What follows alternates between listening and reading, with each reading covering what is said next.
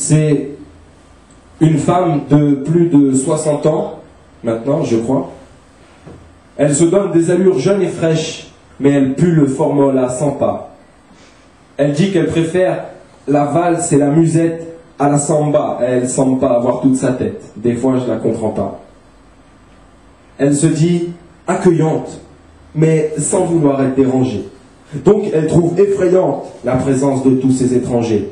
Et bien que la moitié de ses petits-enfants soient bien bronzés, elle garde les sourcils bien froncés contre tout ce qui n'est pas bien français. Je me dis, elle peut pas être si méchante. C'est quand même chez elle qu'a eu lieu ma naissance. Ah, au fait, je vous ai même pas présenté. Elle s'appelle Marianne, elle représente la France, mais surtout ne faites pas confiance à son sourire parce qu'elle porte un dentier. C'est une dominatrice qui a asservi des peuples entiers.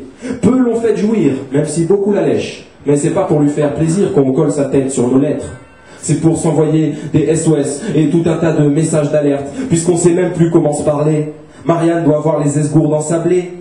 Et si les alarmes résonnent chaque mois, le premier mercredi midi, aujourd'hui, faudrait qu'elle s'époumonne jour et nuit, car Marianne prend goût à la tyrannie. Elle s'extrémise et privilégie l'élite. Elle est laide comme une bourgeoise sous extasie qui ne s'exciterait plus que pour du fric. Sous ses reins, l'économie souterraine lui fait la rondelle, mais elle se maintient, serre les rênes, et si ça schlingue les poubelles, elle soutient que c'est à elle, et puis file en douce chez l'esthéticienne.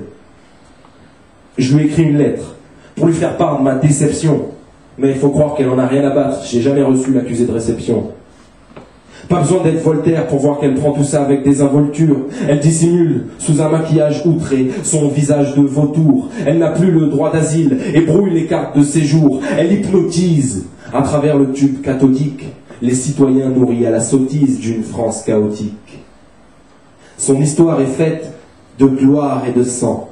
Elle a donné une langue à mes tout premiers mots d'enfant.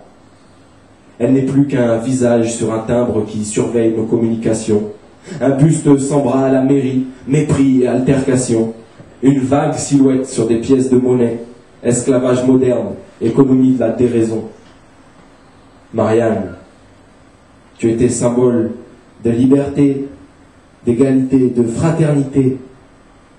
Et tu aurais fait ma joie si tu n'avais pas volé ma fierté.